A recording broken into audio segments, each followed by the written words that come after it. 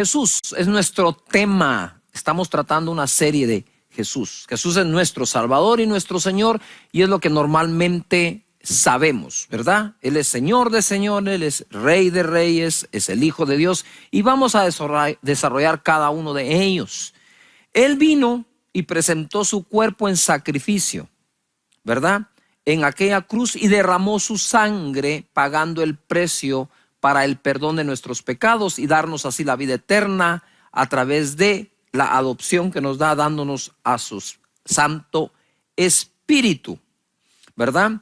Él entonces es el puente entre la humanidad y Dios, y lo hizo siendo el Cordero de Dios que quita el pecado del mundo. Ahora bien, en Juan capítulo 3, verso 1, leemos: había un hombre de los fariseos que se llamaba Nicodemo, un principal entre los judíos. Quiero hacer un paréntesis acá. Cuando Jesús le dijo a algunos, ustedes fariseos hipócritas, no significa que fariseo significa hipócrita. Por eso es que algunos dicen, ay, pareces fariseo. Miren, no fue ni siquiera así como Jesús lo expresó. Fariseo era un grupo radical de personas eran interpretativos, si puedo decirlo así, o se daban a la interpretación de las escrituras. Pablo fue uno de ellos. Él dice, yo soy fariseo de fariseos. Por eso es que cuando Pablo cita escrituras, da interpretaciones. Por ejemplo, dice, no pondrás bozal al buey que tría. ¿Esto lo dice por los animales realmente o lo dice por nosotros los ciervos? ¿Verdad? Él está usando esa manera de leer las escrituras. Otros eran los escribas, ellos solo las escribían, no interpretaban nada. Otros eran tal como está, y otros encuentran esas sombras que están allí, las figuras que están allí. Pues a ellos se parece mucho esto. Entonces, ¿por qué lo digo? Porque Nicodemo era un fariseo, es decir, le gustaba aprender, le gustaba tener la interpretación de las cosas. Y entonces ahora Jesús va a empezar una conversación con Nicodemo en el contexto de que Nicodemo es fariseo. Impresionante cómo Jesús es nuestro maestro, cómo enseña él. Verso 2, este vino a Jesús de noche y le dijo, Rabí. Rabí quiere decir maestro, ¿verdad? Sabemos que has venido de Dios como maestro. Esto es lo que quiero tomar tiempo hoy para enseñar. ¿Has venido de Dios como hijo de Dios? Sí. ¿Tú eres el Cristo, el Hijo del Dios viviente? Sí. ¿Has venido como el Cordero de Dios que quita el pecado del mundo? Sí. ¿Verdad? ¿Has venido como el Rey de los judíos? Sí. ¿Has venido como el Rey de reyes? Sí. Pero Nicodemo le dice, sabemos que has venido de Dios como maestro. Quiere decir que Jesús fue un maestro de parte de Dios para todos nosotros.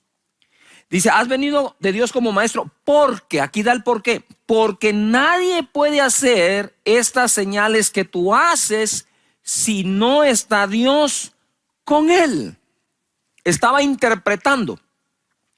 Jesús vino de parte de Dios como maestro, de parte de Dios, porque nadie puede hacer las señales que haces si Dios no está con él. Él pudo haber dicho, yo sé que tú eres un maestro. ¿Maestro de qué? De muchas cosas, de algunas, no sé. Pero podría no haber agregado de parte de Dios. ¿Me estoy explicando? Él agregó, vienes de parte de Dios como maestro porque las señales que haces solo se hacen si Dios está contigo. ¡Wow! Entonces, pareciera ser que él quería evadir algo también, porque en el verso 3 le contesta a Jesús e empieza la conversación. Uno de los mejores métodos de enseñanza y aprendizaje es un conversatorio, y Jesús lo usó. De cierto, Nicodemo, te digo que el que no naciere de nuevo no puede ver el reino de Dios. Y aquí lo agarró, ¿verdad? Del fariseísmo, así se dice, ¿sí? De eso, de que era el fariseo. De ahí lo agarró porque sabía que se iba a poner a interpretar. Dice, de cierto te digo que el que no naciera de nuevo no puede ver el reino de Dios. Nicodemo le dijo, ¿cómo puede un hombre nacer siendo viejo? ¿Puede acaso entrar por segunda vez en el vientre de su madre y nacer? Él se estaba dando así el toquecito de que puedo interpretar, ¿verdad? En el 5 le dice, de cierto te digo que el que no naciere del agua y del espíritu no puede entrar en el reino de Dios. Lo que es nacido de la carne, carne es, y lo que es nacido del espíritu, espíritu es. No te maravilles de que te dije, os es necesario nacer de nuevo. Nicodemo, llamándole maestro, parecía que quería evadir algo de lo que él ya estaba escuchando, como el nacer de nuevo, como el tener vida eterna. Y Jesús utiliza esto del conversatorio para tomar realmente a Nicodemo como un alumno. Jesús tenía un poder de adaptabilidad impresionante. Él enseñó de diferentes formas, y quiero decirte que cuando uno habla de un currículum, también habla de un sistema de enseñanza y no solo de un contenido. Parte del currículum es cómo se enseña, qué metodología se usa. Jesús usó varios métodos para enseñar como maestro. ¿Por qué estoy enseñando esto? Porque una cosa es que tú tomes a Jesús como tu Salvador y ya confesé a Jesús. La Biblia dice, el que confesare que Jesús es el Hijo de Dios y ha venido en carne, ese será salvo. Ok, ya sos salvo. No te puedo agregar nada más. Decir, no, si no te aprendes toda la Biblia no sos salvo. No te lo puedo agregar porque la Biblia no da esa condición para ser salvo. Recibirlo como Salvador sí es la condición para ser salvo. Creer en Él como el Hijo de Dios es condición para ser salvo. Muy bien, ya eres salvo. Jesús es tu Salvador. Pero la pregunta es si Jesús es tu maestro. Si estás en la academia de Jesús, aprendiendo de Él y de Él, entonces vamos a analizarlo. Jesús tiene diferente tipo de enseñanza. Ojo, si alguien es catedrático de matemática, te va a dar matemática. Punto. Economía, economía. Finanzas, finanzas. Pero Jesús va más allá. Porque Jesús, además de darnos enseñanzas concretas para aspectos específicos de la vida, en esta tierra y eterna, enseñanzas acerca de Dios, Él también enseña disciplinas de vida. Hay disciplinas de vida a practicar que ayudan al desarrollo del vivir en esta tierra. Jesús enseñó disciplinas. En Lucas capítulo 11, verso 1 se lee: aconteció que estaba Jesús orando en un lugar, y cuando terminó, uno de sus discípulos le dijo: Señor, enséñanos a orar. Ponga atención, enséñanos a orar. De Jesús aprendemos muchas cosas, pero hay que aprender de Él disciplinas. Enséñanos a orar como también Juan enseñó a sus discípulos. Orar es un asunto espiritual, es un asunto de hablar con Dios. ¿Por qué le preguntan enséñanos a orar? Porque creo que descubrieron el secreto de Jesús, que era la oración. Entonces nosotros podemos ser cristianos salvos, sí. ¿Por qué? Porque confesaste a Jesús, pero ya aprendiste la disciplina de la oración a través de tu Maestro Jesucristo. Él enseña a orar según Mateo, Él enseña a ayunar según Mateo y Él enseña a dar según San Mateo también. Esas son 3 disciplinas básicas de todo hijo de Dios: orar, ayunar y dar. Está en Mateo. Disciplinas, disciplina de vida. Hay disciplinas de vida que la gente tiene, como levantarse de madrugada, hacer ejercicio, comer bien, leer un buen libro. Esas son disciplinas. Otra cosa es que a través de la disciplina de la lectura, en ese libro, estés aprendiendo algo.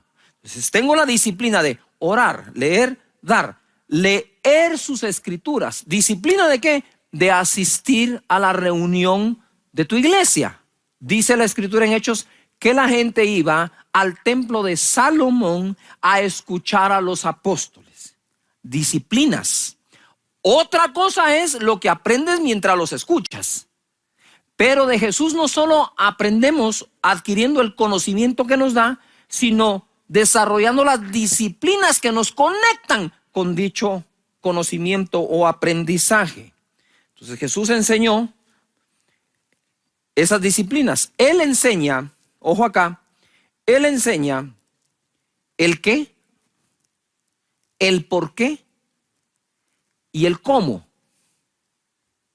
Él enseñó que era importante ayunar, enseñó el por qué era importante ayunar y enseñó el cómo hacerlo. De Jesús podemos aprender todo esto. Siempre que enseñó, usó el contexto. Mateo capítulo 5, verso 1. Viendo la multitud, subió al monte, y sentándose vinieron a él sus discípulos, y abriendo su boca, enseñaba diciendo: bienaventurados los pobres en espíritu, porque de ellos es el reino de los cielos. Tú puedes leer ahí las diferentes bienaventuranzas. Pero acá enseña nueve bienaventuranzas. Todos enseñaban que la gente podría llegar a ser dichosa. Solo Jesús enseñó que la gente podría ser doblemente dichoso, porque la palabra bienaventurado significa doblemente dichoso. ¡Wow! Los pobres en espíritu, los mansos, los que lloran, los que tienen hambre y sed de justicia, los misericordiosos, los de limpio corazón, los pacificadores, los perseguidos por causa de la justicia, los que son vituperados y víctimas de las mentiras contra ellos. Date cuenta de algo. Jesús le trajo una enseñanza a estas personas que serían doblemente dichosas, cuando lo más probable es que estuvieran pensando que eran miserables. De nada sirve ser manso si no tengo nada, y dice: tranquilo, y heredarás la tierra.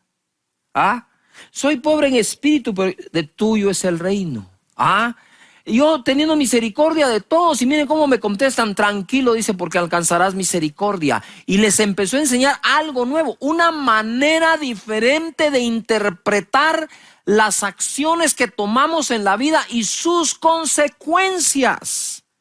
Aquellos posiblemente se sentían desdichados porque eran justos y los perseguían. Hacían las cosas correctas y los difamaban, y se sentían mal por las difamaciones. Y no, ustedes son doblemente dichosos cuando se diga todo tipo de mentiras hablando de ustedes. ¡Wow! ¿Cómo así? Jesús, cuando dice: bienaventurado eres cuando te persiguen, bienaventurados los que tienen hambre y sed de justicia, bienaventurados los pobres de espíritu, no está hablando teología, está hablando filosofía. Porque la filosofía es un conjunto de conocimiento aplicable a las acciones de la vida. Eso es. Él estaba haciendo esto, enseñándoles una nueva filosofía de la vida. ¿Verdad? Cuando tu mamá te dice: no escupas al cielo, porque todo lo que se siembra se cosecha. ¿Verdad? Cuando te dice: cuida, esa es filosofía lo que te está transmitiendo tu mamá. No la llamamos así, pero es eso. Ojo. Todo lo que él enseñó, lo enseñó en un contexto. Y esto, como dije la vez pasada, lo enseñó en un contexto social muy delicado. Porque tenían el reino de los judíos y el reino romano. Ellos coexistían, y Jesús mete un tercer reino, el reino de los cielos. Eso es un maestro. Por eso cuando tú viniste a Cristo y empezaste a aprender, dijiste: yo no pensaba así. Miren cómo está aquí. Cómo no lo aprendí antes. Muy bien, perfecto. Jesús está actuando como tu maestro. Jesús enseña prioridades de vida.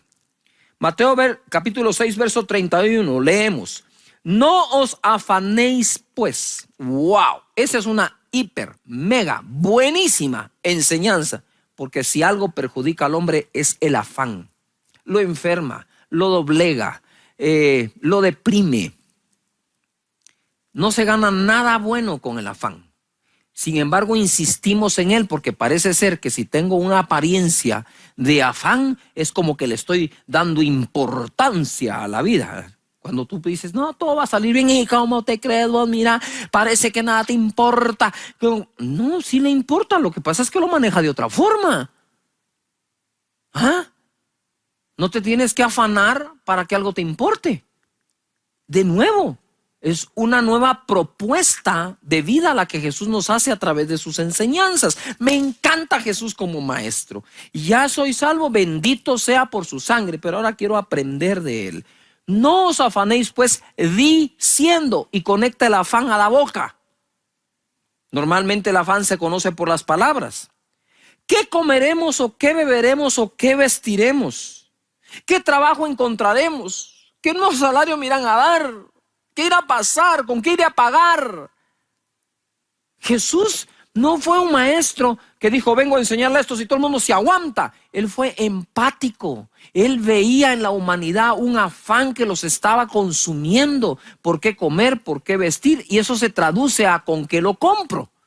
Y entonces, ¿qué vestiréis? ¿O qué vas a comer? ¿O qué vas a beber? ¿O dónde vas a vivir? ¿O son afanes, son parte de la vida? Entonces Jesús viene y se mete a esa mínima expresión de la acción de vida. Se mete hasta allá abajo, dice, no, hasta el fundamento, no, tranquilos, no se afanen por eso. Porque los gentiles, y ahora hace una comparación, él usó el método de conversatorio, Nicodemo, ahora en su enseñanza va a usar una comparación.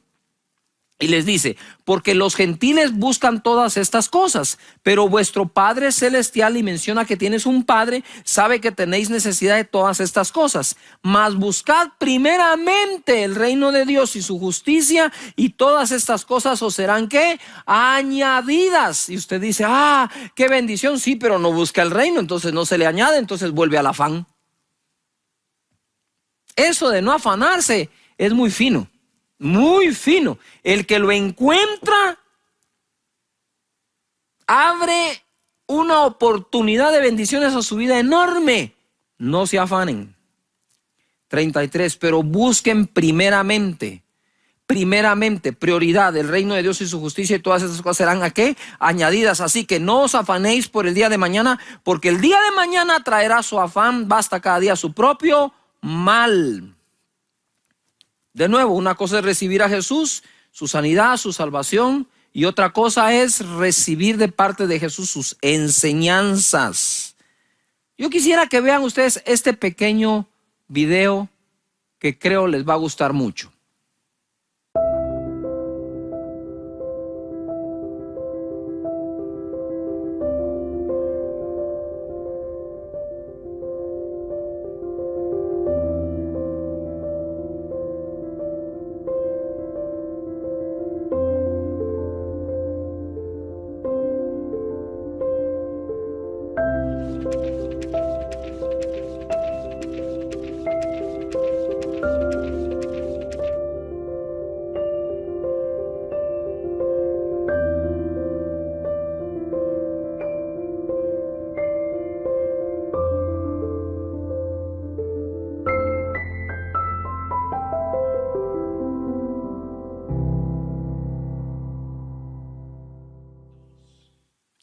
Wow.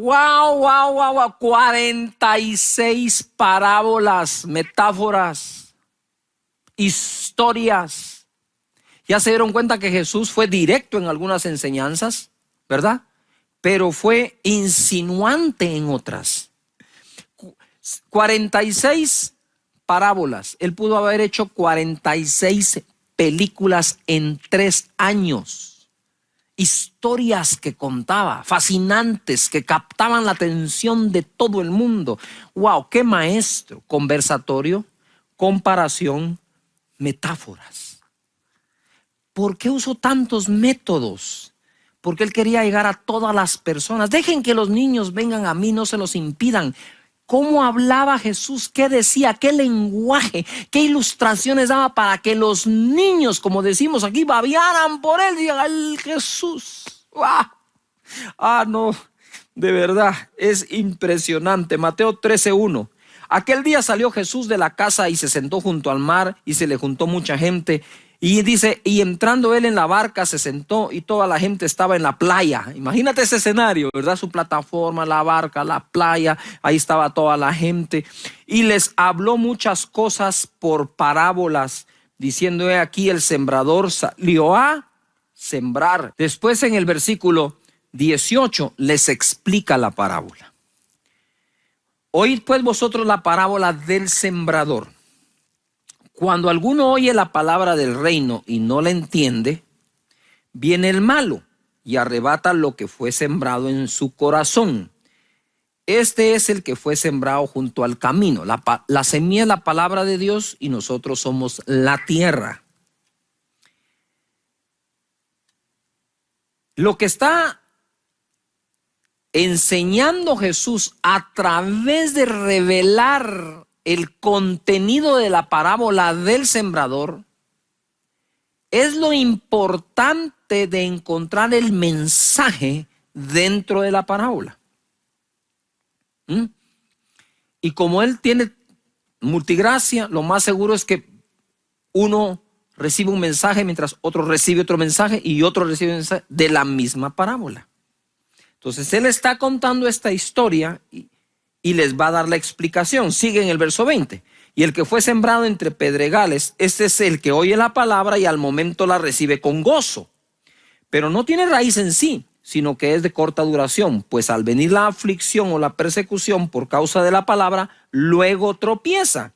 El que fue sembrado entre espinos, este es el que oye la palabra, pero el afán de este siglo y el engaño de las riquezas la ahogan y se hace infructuosa. Mas el que fue sembrado en buena tierra, este es el que oye y entiende la palabra y da fruto y produce a 100 y a 60 y a 30 por uno. Aquí yo, no sé tú, yo he pasado muchas veces y he aprendido muchas cosas. Esta última es, la primera tiene que ver con que para yo ser una buena tierra, tengo que manejar bien el entendimiento. La segunda, tengo que manejar bien las emociones. Porque al no entender, el diablo la roba y yo no quiero que una palabra dada por Dios se la lleve el diablo, porque Jesús no le está predicando al diablo, me está predicando a mí. Pero si yo no la entiendo, la agarra el diablo y se la lleva. La segunda cosa es emociones. Con gozo la recibes de corta duración porque venida la aflicción, otra emoción, ¿eh? Y la persecución por causa de la palabra, luego tropiezan. Tropezar es, ya no quiero esto. ¿Por qué? Porque como es de corta duración y hay palabra que se siembra, que toma tiempo que germine. ¿Cuándo has visto tú que toda semilla, el fruto o la especie que se sembró, crece al mismo tiempo? Un roble no crece igual de rápido que un tomate, ¿verdad? Hay periodos de cosechas muy cortos, hay periodos de cosechas muy largos. El hule, para que te dé fruto, pasan años de haberlo sembrado. Y así son diferentes. Entonces, y la tierra es distinta también. La aflicción, entonces veo entendimiento, veo emociones. El afán de este siglo vuelve a sacar el afán. El afán es capaz de volver infructuosa la palabra de Dios, que debemos de ella dar fruto. La ahoga, la deja sin vida. Aprendo mucho. Jesús enseñó con autoridad. Marcos capítulo 1 verso 21, y entraron en Capernaum y los días de reposo entrando en la sinagoga enseñaba y se admiraban de su doctrina, porque les enseñaba como quien tiene autoridad y no como los escribas. Es decir, no es lo mismo, saber algo que hacer que eso funcione. Y hoy en día tenemos muchísimos asesores empresariales sin empresa.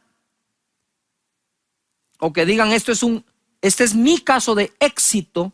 ¿De dónde aprendí esto que podría enseñarles? ¡Wow! Buenísimo. Pero ni así. Porque una de las mayores frustraciones que este tipo de maestro tiene es que ni con pruebas de que lo que dice funciona, se les cree. Por eso Jesús decía, si no creen a mis palabras, crean a mis obras. Mira esta otra, ¿verdad? Marcos capítulo 3, esta es de mis favoritas. Y dijo a sus discípulos que le tuviesen siempre lista la barca a causa del gentío para que no le oprimiesen, porque había sanado a muchos, de manera que por tocarle, cuantos tenían plagas caían sobre él. Y los espíritus inmundos al verle se postraron delante de él y daban voces diciendo, tú eres el Hijo de Dios. Mas él les reprendía mucho para que no le descubriesen. Verso 13. Después subió al monte y llamó así a los que él quiso y vinieron a él y estableció a 12 para que estuviesen con él y para enviarlos a predicar y que tuviesen autoridad para sanar enfermedades y para echar fuera demonios. Primero quiero preguntarte, ¿Has recibido algún milagro de Jesús? ¿Has visto alguna manifestación del poder de Jesús? Si tu respuesta es sí, Jesús te lo dejó ver porque te está haciendo un llamado a que aprendas de Él. Porque cuando aquellos dijeron, wow, ¿cómo sanan los enfermos? Jesús les dijo, vengan, les voy a enseñar cómo. Entonces Jesús no solo enseñó a través de conversatorios, a través de comparaciones, a través de metáforas, a través de aprovechar cada momento y contexto para dar una enseñanza y cambiar la manera de pensar nuestra, sino que además de eso, Jesús, dice uno en las sesiones, cualquiera de mí, pero si la gente no va a querer hacerlo, si la gente no tiene un interés como tal, ¿por qué pagar tan caro a un entrenador tan caro? Y tiene mucha lógica. Entonces, para un buen maestro, buenos alumnos. Jesús, nuestro Señor y Salvador, vino a salvarnos. Él es el Cordero de Dios que quita el pecado del mundo. Pero entre otras cosas vino a enseñarnos también, como un buen maestro. Si Él es un buen maestro, tú y yo seamos buenos alumnos para Él. Los traumas que podamos tener causados durante nuestro proceso de aprendizaje y estudios, solemos nosotros traerlos delante de nuestro Señor como maestro. ¿Cómo así? ¿Se recuerdan? Acabo de enseñar acerca de Nicodemo. Nicodemo hizo una pregunta a Jesús y le dijo, ¿puede acaso el hombre siendo viejo volver a nacer o volver a entrar en el vientre de su madre? Si esa pregunta la hubieran hecho en clase de regreso, en una clase de nosotros, le hubieran dado durísimo a Nicodemo.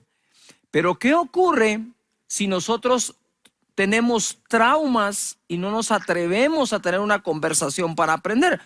Nicodemo, cuando Jesús le dijo, es necesario que nazcas de nuevo, él le pregunta a Jesús, ¿verdad? ¿Acaso el hombre siendo viejo puede volver a nacer o meterse en el vientre de su madre? ¡Wow! ¡Qué pregunta! Pero eso me revela que Nicodemo no tenía ningún trauma. Seguramente él era de los niños que preguntaba en su casa y sus padres no le reprimían cada vez que éste preguntaba algo, ¿verdad? O uno hace una pregunta y le dicen a uno, obvio. Y dice uno, bueno, la próxima vez no pregunto, ¿verdad? Entonces es importante que nosotros, y por favor, pongan la atención, esto pareciera muy light, pero no es light, es muy profundo. Porque si yo tengo ese tipo de traumas desde niño o de joven, que soy avergonzado cuando pregunto, o me avergonzaron una vez que pregunté y no quiero volver a preguntar, ¿podría traer eso al pupitre del aula de mi Señor Jesús? Seguramente. Esas cosas, las de nuestro carácter mal formado a veces, las llevamos delante del Señor como nuestro profesor, nuestro catedrático, nuestro rabí, rabón y nuestro maestro, y nos bloquea realmente en nuestro proceso de aprendizaje de Jesús. Yo quiero ser un alumno de Jesús. No soy el mejor alumno, pero quiero ser un alumno de Él. Si queremos ser buenos alumnos, hay varias cosas que debemos dominar, ¿verdad? Debemos dominar. La primera, creo yo, dentro de otras, es que si el otro es experto, ¿verdad? Le pido a mi mente que guarde silencio mientras escucha la instrucción, porque hay gente que mientras escucha una instrucción ya está argumentando. La otra persona no ha terminado de hablar ni de decir y el otro ya le contestó porque yo ya sabía. Es que yo ya sé lo que me ibas a decir. Es muy difícil. Entonces, ¿por qué digo yo? Porque estoy seguro que tú y yo queremos ser discípulos de Jesús. Entonces, una cosa es ser discípulo de Jesús y otra cosa es aprender a ser discípulo de lo que sea y de quien sea. Es decir, Jesús va a trabajar con la materia prima que nosotros le pongamos en sus manos. Mateo capítulo 13, verso 18. Jesús va a explicar la parábola del sembrador y usted dice, no se desconecte, porque entonces ya no está bien como alumno. Déjeme ver si encontramos algo más en esta parábola de lo que siempre encontramos. Mateo 13:18. Oíd pues vosotros la parábola del sembrador. Oíd pues vosotros la parábola del sembrador. Oíd pues, oíd. Pero si no ya la habían oído. Porque él les narró la parábola del sembrador antes. Y ahora dice, oíd pues vosotros. Pero si ya la oímos. Pero ahora se las voy a dar explicada. Es decir, cuando logramos tener el entendimiento de lo que se enseñó o el verdadero sentido de lo que nos están enseñando, entonces ya estamos oyendo el contenido de la enseñanza como tal. Oíd pues vosotros la parábola del sembrador. Cuando alguno oye la palabra del reino, ¿del qué? Del reino, y no la entiende, viene el malo y arrebata lo que fue sembrado en su corazón. Este es el que fue sembrado junto al camino. Y el que fue sembrado en pedregales, este es el que oye la palabra y al momento la recibe con gozo. Pero no tiene raíz en sí, sino que es de corta duración, pues al venir la aflicción o la persecución por causa de la palabra, luego tropieza. El que fue sembrado entre espinos, este es el que oye la palabra, pero el afán de este siglo y el engaño de las riquezas ahogan la palabra y se hace infructuosa. No sirvió de nada la enseñanza, no da fruto.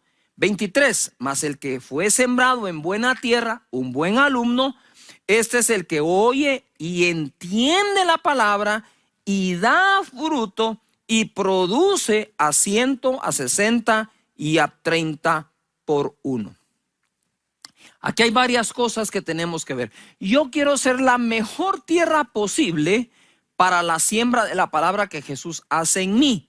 Por un lado. Por otro lado, ojo aquí, por otro lado, digamos, como alumno, quiero ser el mejor alumno posible para mi Señor Jesús. Seguramente hay unos mucho mejores, pero yo voy a hacer mi mejor esfuerzo. Primero, el buen alumno le da importancia al entendimiento, el cual es comprender lo que se nos quiere decir o enseñar, ¿verdad? Es decir, ¿han ustedes estado en una situación donde alguien le está enseñando y al final dicen, no es eso lo que te quiero decir, es esto? Yo tengo una metodología como aprendiz en la universidad, de donde sea. Cuando alguien explicaba algo, yo levantaba la mano, ¿verdad? Y yo mismo decía, quiero saber si entendí. Lo que usted nos quiere enseñar es A, B, C, D. Y él dice, exactamente. O a veces dice, sí, pero no del todo. Entonces, eso es sacarle el entendimiento a lo que nos están enseñando. Les voy a dar un ejemplo. En la palabra de Dios se requiere del Espíritu Santo para tener ese entendimiento de la palabra del reino. Un ejemplo es la parábola del hijo pródigo. Esa hemos pasado por ella todos. Es una clasiquísima parábola. Primer lugar, la escritura como tal no tiene registrada la palabra pródigo. Parábola del hijo pródigo es un título que el que diagramó y estructuró para imprimir esa Biblia, en esa versión le puso parábola del hijo pródigo. Pero como la parábola narra de un hijo que se va y luego regresa, todos, ¿verdad? La mayoría hemos llegado a pensar que pródigo, un hijo pródigo es el que se va y luego regresa. Entonces, cuando una persona incluso se va de la iglesia y regresa, los hermanos dicen, ya regresó el hijo pródigo. No, allá entendimos mal. Y entonces le damos una importancia a la parábola, aunque la tiene, por encima de la verdadera enseñanza o la enseñanza principal de esta. Pródigo es aquel que malgasta. Aún a veces malgasta su generosidad. Eso está definido. Entonces, el que la diagramó sí entendió la parábola. Se trata del joven que fue y malgastó sus bienes viviendo perdidamente. Una cosa es vivir perdidamente sin malgastar bienes. Otra cosa es malgastar bienes sin vivir perdidamente, pero aparte de vivir perdidamente, malgastó los bienes. Pero si alguien le puso parábola al hijo pródigo, pródigo es el que malgasta los bienes. Entonces de esa parábola puede sacar que no hay que vivir perdidamente, pero realmente su problema fue el malgasto, porque la solución que él buscaba era encontrar un trabajo para tener que comer, ¿verdad? No habló de lo mal que estaba viviendo. Eso lo fue a corregir después con el padre. Y cuando regresa le dice, hazme uno de tus jornaleros. ¿Por qué? Simplemente porque él era un hijo que no sabía trabajar. Y al no saber trabajar no hay herencia que aguante. Se va a acabar.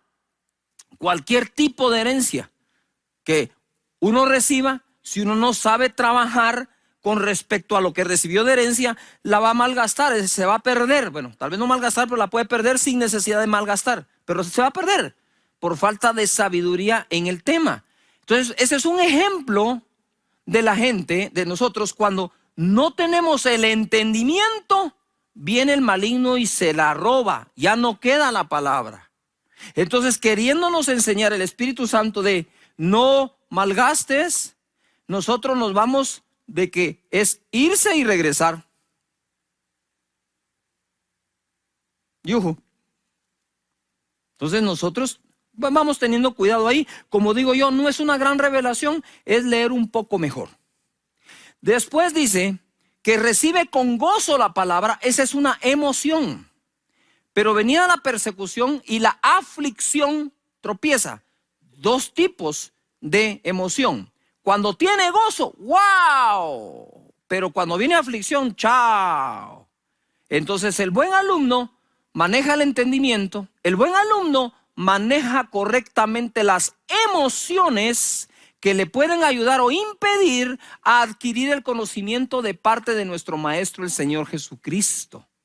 Entonces, cuando las emociones están muy altas, tienen mucha espuma. Entonces es importante, lo hacen los deportistas. Los mejores deportistas profesionales del mundo tienen una cosa en común: fortaleza mental, seguridad en ellos mismos, que a veces parece hasta arrogancia. Y la tercera, ellos tienen un dominio de las emociones. Como dicen los amigos en broma, ponen cara de jugador de póker. Les hacen un punto y demuestran como que no se los hicieron. Hacen un punto y demuestran como que... Y se mantienen, digo yo, ¡ay, qué manera de mantener esas emociones donde deben para poder competir! Así que el buen alumno le pone atención a todas estas cosas. Jesús contó 46 parábolas en 3 años. Oseas capítulo 4 verso 6. Mi pueblo fue destruido porque le faltó conocimiento. Por cuanto desechaste el conocimiento, yo te echaré del sacerdocio, y porque olvidaste la ley de tu Dios, también yo me olvidaré de tus hijos. El conocimiento para Dios es tan importante que le dice al pueblo del Señor: mi pueblo pereció por falta de conocimiento, no por falta de emociones ni gritos de júbilo. ¿Por falta de qué? Conocimiento. Y luego dice: por cuanto desechaste el conocimiento, yo te echaré del sacerdocio. Es tan importante el conocimiento que el Señor condiciona al sacerdote al conocimiento. Si tú desechas el conocimiento, no hay sacerdocio. ¡Wow! ¿Qué es lo que quiero decir? Le puse pie aquí a algo para hacerte saber que el conocimiento para Dios es súper importante. Su espíritu, el espíritu de conocimiento, de sabiduría, de entendimiento. Conocimiento, definámoslo, es la acumulación de información acerca de algo. Por eso te dicen: ¿y usted qué tanto conoce de esto? Y usted puede decir: bueno, he leído 16 libros del tema, tengo esta experiencia, en la experiencia adquirí este conocimiento, yo sé que, muy bien. conocimiento, acumulación de información acerca de algo. Sabiduría es la correcta aplicación del conocimiento. Es decir, ¿quién es el sabio? El que sabe aplicar el conocimiento que ha adquirido. Ahora, si no adquiero conocimiento, no tengo nada que aplicar. ¿Cómo sería sabio? Si la sabiduría es la aplicación correcta de la aplicación o la aplicación correcta del conocimiento. Ahora, entendimiento es saber el por qué y el para qué del conocimiento. Jesús manejaba estas tres buenísimo. Él nos da conocimiento, nos abre el entendimiento. Una escritura importantísima es: tenemos la mente de Cristo. Ahora nos falta el conocimiento que tenía Cristo, la sabiduría de Cristo, el entendimiento de Cristo. La falta de conocimiento trae destrucción, mientras que adquirirlo es vital para construir algo, incluyendo una buena vida. Jesús es un maestro tan exquisito que enseñó con autoridad. Mateo, Marcos 1:21. Y entrando en Capernaum y los días de reposo, entrando en la sinagoga, enseñaba. Y se admiraban de su doctrina, porque les enseñaba como quien tiene autoridad y como los escribas. No es lo mismo saber cosas que hacerlas funcionar. Y no es lo mismo ser un asesor de empresas que ni siquiera tiene empleados. Porque, como digo yo, al vacío todo lo que digas funciona. Pero ¿has comprobado que funciona en la práctica como para afinar dicho conocimiento? Bueno, quiero hacer una pausa aquí para decirte algo.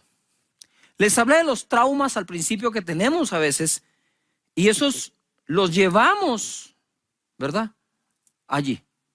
Por ejemplo, para la gente es fácil decir qué hacer, ¿verdad?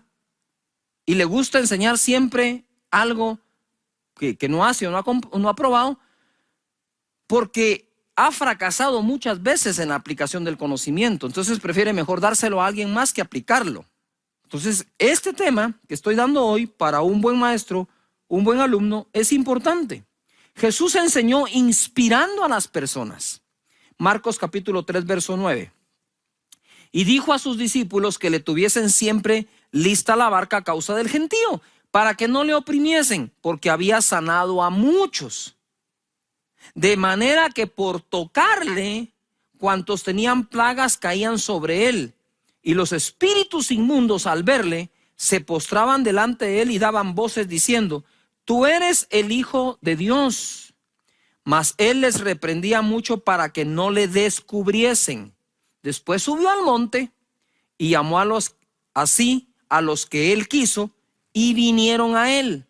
Y estableció a 12 para que estuviesen con él y para enviarlos a predicar, y que tuviesen autoridad para sanar enfermedades y para echar fuera demonios. Después que todos veían cómo Dios se manifestaba con poder, los llamaba a ser sus discípulos para que aprendieran de él y recibieran autoridad para hacer lo mismo que él hacía. ¡Wow! Quiero que veas este cuadro. Jesús está sanando enfermos que tienen plagas caen sobre él y sanan, se levantan, leprosos son limpios, muertos son resucitados. Ese es un gran día. Si yo estuviera ahí, estoy con los ojos así, con la boca que se me cae, asombrado, codeando al que está a la par. ¿Ya viste eso? Tiene que ser Dios. Y de repente pasa Jesús y te dice: hey, tú, sí, tú, vení. No, yo estoy bien, no estoy enfermo, no me van a tirar mucha, estoy bien. No, quiero que vengas a pasar un tiempo conmigo, porque te voy a enseñar y además te voy a dar autoridad para sanar enfermos. En ese momento, ¡pum!, el recuerdo de lo que acabas de vivir acá mañana viene. Enfermos. Ven, yo te voy a enseñar cómo. Que vengas, te digo, ¿querés aprender o no? Sí, ahorita voy, ya voy, sí, seguro. Jesús enseñaba inspirando, ojo acá, y Jesús daba enseñanzas que eran aspiracionales también. ¿Ah? Aspiracional. Yo quisiera, yo quiero, me gustaría tanto. Y de pronto Jesús te dice, yo te puedo enseñar también. Wow. Yo quiero orar por ustedes y bendecirlos en esta oportunidad. Padre, muchas gracias por este tiempo lindo que me has dado. Que cada uno de nosotros desarrollemos, Señor, un mayor aprendizaje y conocimiento de parte de nuestro Maestro Jesús, que es nuestro Salvador y Señor, pero además es Maestro también. Muchas gracias en el nombre de Jesús. Te pido que bendigas a cada persona, que no les falte trabajo, Señor, y que todos los sueños que tienen espirituales, mentales, físicos y materiales se lleguen a cumplir, pero tomados de tu mano, tomados de tu reinado y tomados de tu palabra. En el nombre de Jesús, muchas gracias, Señor. Unges mi cabeza con aceite, mi copa está rebosando. ¿Quién no quiere esto? ¿Quién no quiere la unción, que la copa esté rebosando, que unja nuestra cabeza? Pero mira cómo es el Señor. Para todos aquellos que han estado pasando un momento de angustia, sea por la economía, por salud, por familia, por lo que sea, esos angustiadores vienen hacia ti. Pero David el rey dice, tú aderezas, preparas, sirves una mesa delante de mí en presencia de mis angustiadores, y lo he dicho una y muchas veces. En ese momento Dios, tu Padre, no reprende al angustiador, sino que angustia al angustiador, dejándolo que vea cómo Él, nuestro buen pastor, nos sirve la mesa, y ellos tienen que sufrir, verte comer de la mesa del Señor. Están los angustiadores viendo cómo tú comes del pan, figura del cuerpo de Cristo, de la copa, figura de su sangre, y aquel que te angustiaba en este momento está siendo angustiado por la presencia de Dios. Pero además, en medio de esa angustia, Él unge tu cabeza, tu copa rebosa. Pero esa es la presencia de Dios en nosotros, y oro porque se derrame en tu vida, en tu casa, donde quiera que tú estés. Eso lo queremos todo. Pero mira lo que dice David en el verso 6. Ciertamente el bien y la misericordia me seguirán todos los días de mi vida. A eso le llamo yo el síndrome de persecución positiva. Hay gente que todo el tiempo piensa que el bien y la misericordia lo están siguiendo donde quiera que él va. Es como que te persigue lo bueno. Eso es lo que debes creer, lo que debes declarar cada mañana. Hoy el bien y la misericordia a mí me van a seguir, y no solo hoy, todos los días de mi vida. Ojo, y en la casa de Jehová moraré por largos días. Está hablando el rey David. Está hablando la persona con la mayor posición en todo Israel. Y él mismo dice, yo estaré en la casa de Jehová todos los días de mi vida. Qué bueno que me unja, qué bueno la unción, qué bueno que rebose su presencia dentro de mí, qué bueno que el bien y la misericordia me sigan. Pero si tanto bien me hace Dios, yo moraré en la casa de Jehová por largos días. Ese es el tema de hoy, en la casa de Dios. Esto pediré y buscaré. Este Salmo 27 a mí me inspira mucho, me genera confianza, me ubica, ¿verdad? Me pone justo en la posición delante de Dios que por su sangre Él nos ha dado. Mira lo que dice en el verso 1 del Salmo 27. Jehová es mi luz y mi salvación. ¿De quién temeré? ¿No creen ustedes que toda esta época que se ha estado viviendo ha generado temor? Temor de una cosa, temor de la otra. Sin embargo, dice, Él es mi luz, mi salvación. ¿De quién temeré? Jehová es la fortaleza de mi vida. ¿De quién he de atemorizarme? Cuando se juntaron contra mí los malignos, mis angustiadores y mis enemigos, para comer mis carnes, ellos tropezaron y cayeron. Gloria a Dios. Aunque un ejército acampe contra mí, no temerá mi corazón. Oye a David. David veía la manifestación de Dios, su presencia, su promesa y su protección en la vida cotidiana que un rey tenía. Él tenía que salir a las batallas. Y él dice, aunque un ejército acampe contra mí, no temerá mi corazón. Y los que se juntaron contra mí, esos malignos y angustiadores, queriendo comer mis carnes, ellos tropezaron y cayeron. David está adorando y exaltando el nombre de Dios por su poder. Aunque un ejército acampe contra mí, no temerá mi corazón. Aunque contra mí se levante guerra, yo estaré confiado. ¡Wow!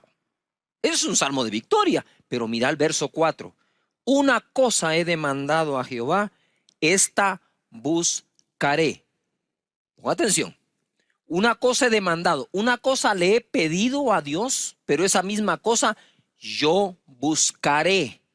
Me recuerda las palabras de Jesús que dice, pedid y se os dará, buscad y hallaréis, llamad y se os abrirá.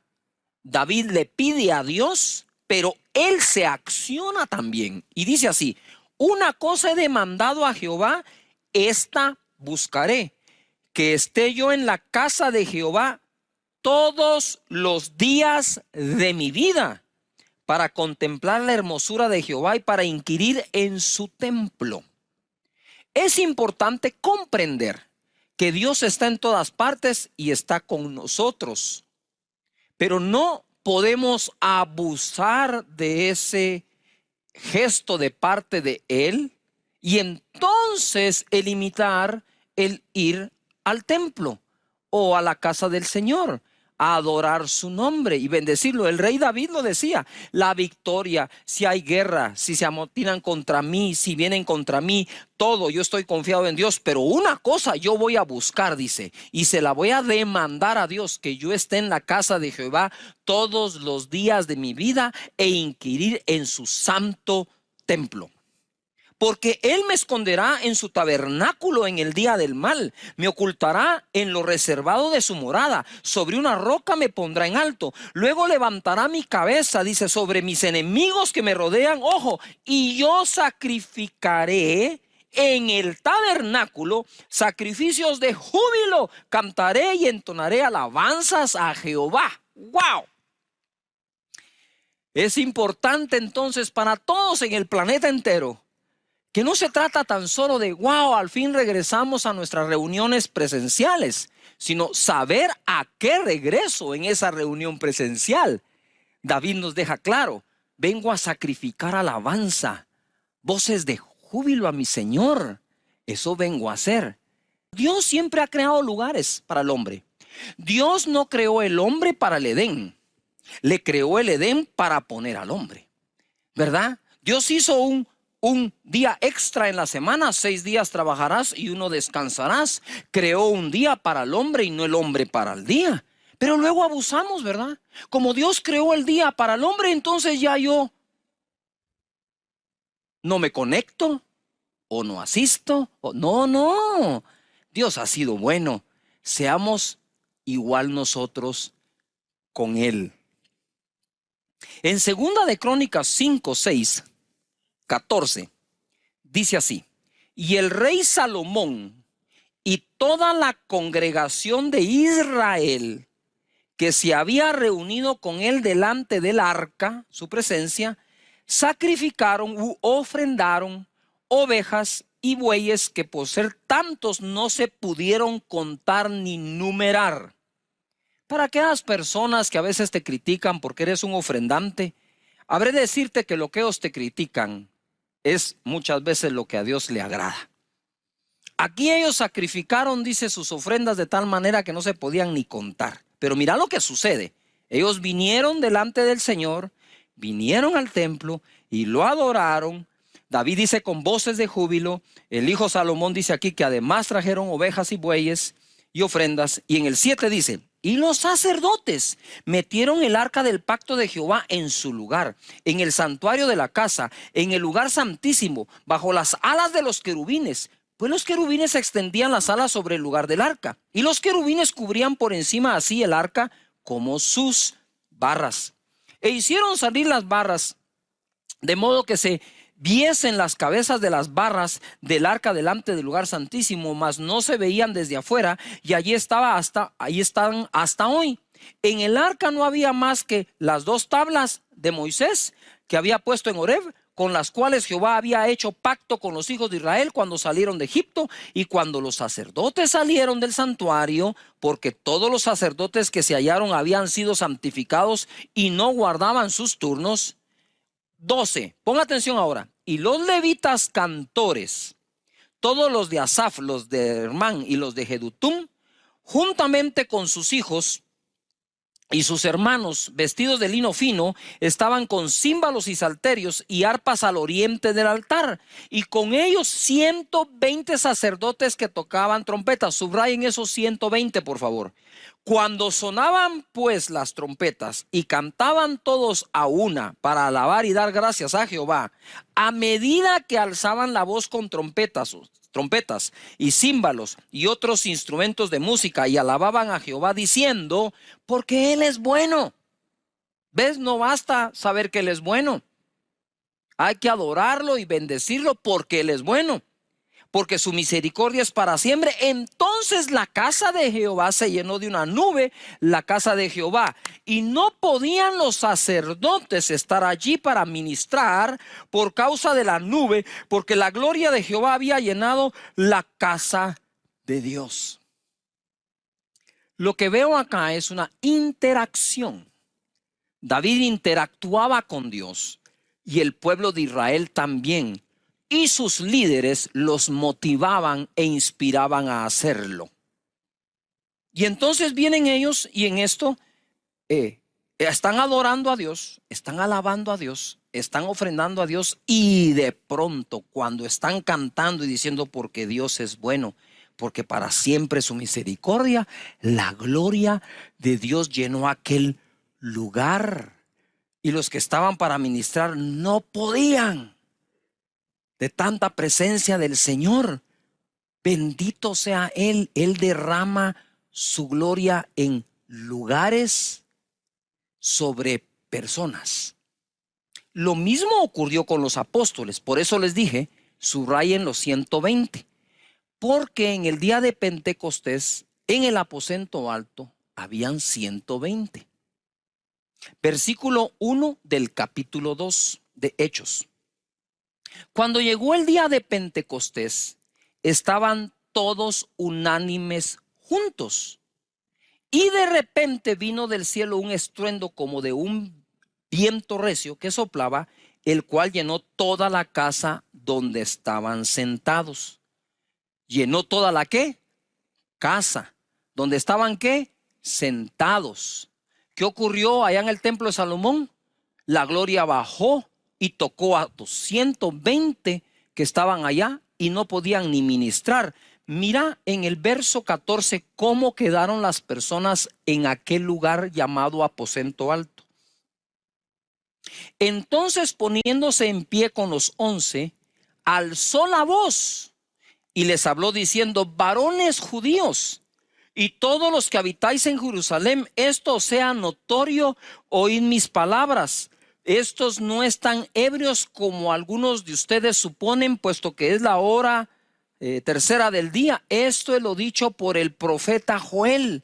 Aquellos quedaron tan embriagados del Espíritu Santo. Lo puedes ver ahora acá en el verso 12. Y estaban todos atónitos y perplejos, diciendo unos a otros: ¿qué quiere decir esto? Mas otros, burlándose, decían: estos están llenos de mosto, están embriagados. Wow, qué casualidad. Templo de Salomón, aposento alto. Ahora quiero que vayas al Salmo 133. Que hay suficiente palabra para sustentar lo importante que es congregarnos.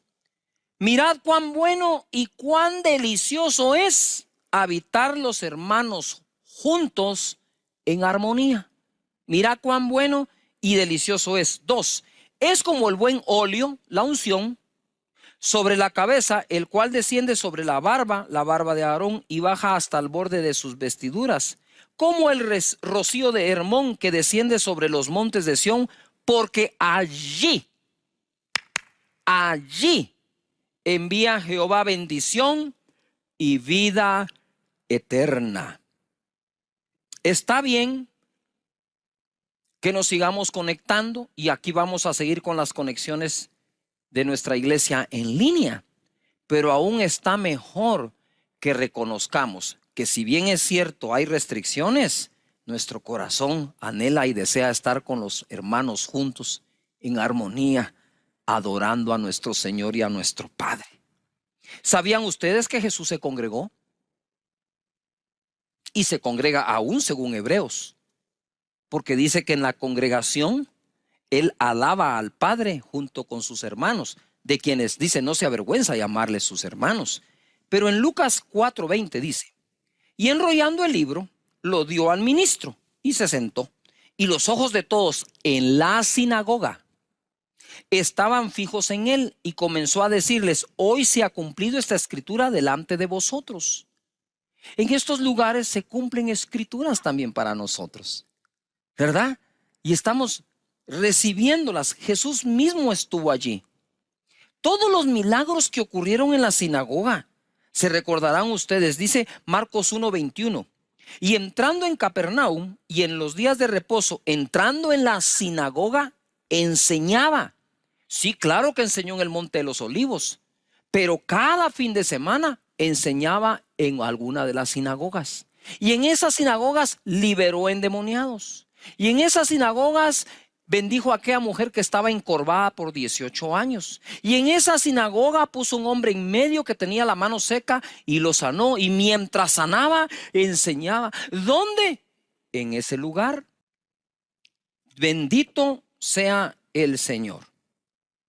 En Hechos capítulo 2, verso 46, dice: y perseverando unánimes cada día en el templo y partiendo el pan en las casas. A ver, todos en casa digan: por el templo y por las casas. En casa de Dios tenemos como manera de discipulado lo que llamamos el modelo de Jesús. Y miren, hace más de 20 años, yo lo dije en una reunión de la academia: si algún día nos cierran los templos, ¿quién lo iba a decir, no? No nos cerrarán la iglesia, porque seguiremos congregados por las casas. Y si algún día por alguna razón no se pueden las casas, seguiremos en el templo. Sin embargo, la Biblia nos exhorta a ambas, por el templo y por las casas. Perseveraban unánimes. Cuán hermoso es habitar los hermanos juntos en armonía. Wow. Y los 120 estaban allí. Wow. Y dice acá: y estos apóstoles ahora perseveraban unánimes cada día en el templo y partiendo el pan en las casas, comían juntos con alegría y sencillez de corazón. 47. Alabando a Dios y teniendo favor con todo el pueblo, y el Señor añadía a la iglesia los que habían de ser salvos. Tu familia, que aún no lo es, lo será, y será añadida a la iglesia por nuestro Señor. ¿No es maravilloso? Mire, yo estoy muy contento en este día. Hermoso, bello. Los apóstoles no dijeron: wow, nos vamos a dedicar al monte de los olivos también. No, ellos decían: ay, sí, está el monte de los olivos, sí, está en las calles, sí, hay que sacar a los enfermos a ver si la sombra de Pedro pasa por ahí. Sí, claro, pero iban al templo y ahí estaban. Hay cosas que no se han cancelado. Segunda de Crónicas 7:14. Si se humillare mi pueblo, sobre el cual mi nombre es invocado, y oraren y buscaren mi rostro, y se convirtieren de sus malos caminos, entonces yo oiré desde los cielos y perdonaré sus pecados y sanaré su tierra. Ahora están abiertos mis ojos y atentos mis oídos a la oración en este lugar, porque ahora he elegido y santificado esta casa, para que esté en ella mi nombre para siempre, y mis ojos y mi corazón estarán ahí para siempre. Mis ojos y mi corazón. Ustedes saben que cuando David dispuso hacer el templo, que se conoce como el templo de Salomón, Dios le dijo a David: por cuanto lo que has pensado hacer es bueno, le dijo. Y cuando la edificó, puso todas sus ofrendas y le dijo a su hijo, y tú añadirás, porque esto no es suficiente para la casa del Señor. Sin embargo, David miraba la manifestación de Dios fuera, en el campo de batalla, donde quiera que él iba. Jacobo vio a Dios allí en Horeb, en Betel, donde bajaba y descendían ángeles en una escalera, y dijo, esto es casa de Dios y puerta del cielo. Yo no lo sabía. Sin embargo, todos ellos amaban ese templo para ir y orar juntos como un pueblo y una nación. Pero mira, siempre han existido lugares. Ahí está Betel. Génesis capítulo 35, verso 2 dice, entonces Jacob dijo a su familia y a todos los que con él estaban, quitad los dioses ajenos que hay entre vosotros y limpiaos y mudad vuestros vestidos y levantémonos y subamos a Betel, casa de Dios, y haré allí altar a Dios que me respondió en el día de mi angustia y ha estado conmigo en el campo que he andado. A la familia la tomó. Y quiero ir a Hechos capítulo 3, verso 1. Dice, Pedro y Juan subían juntos al templo a la novena o a la hora novena, la de la oración. Mira en este corto versículo cuánto aprendemos. Primero, subían juntos, líderes, ¿verdad? Pedro y Juan subían y subían juntos. Ahí venía la parejita, ¿no? ¿A dónde? Al templo. ¿A qué hora? A la novena. ¿Y qué hacían? A orar. ¡Wow! Ahí está el propósito, la hora. Hasta horario tenían. Así que, Padre, te damos muchísimas gracias por este tiempo, Señor, en que nos has dado palabra para que nadie sea abandonado ni dejado atrás, para que todos reciban tu unción. Señor, hemos hecho los retiros, los encuentros, los Zooms de amistad, los discipulados, las academias, Ensancha, ahora viene Hechos. Todo, Señor, sin dejar a nadie sin tu alimento. Gracias, Señor, por todo el trabajo. Y ahora se abre una nueva temporada sin dejar de hacer esto. Seguiremos haciendo lo otro. Bendice a cada persona y que todos cobremos esa actitud de reyes, como el rey David, como el rey Salomón, como Jacobo, como los apóstoles, que subían a una hora específica al templo a orar y a bendecir tu nombre y recibir de ti. Muchas gracias.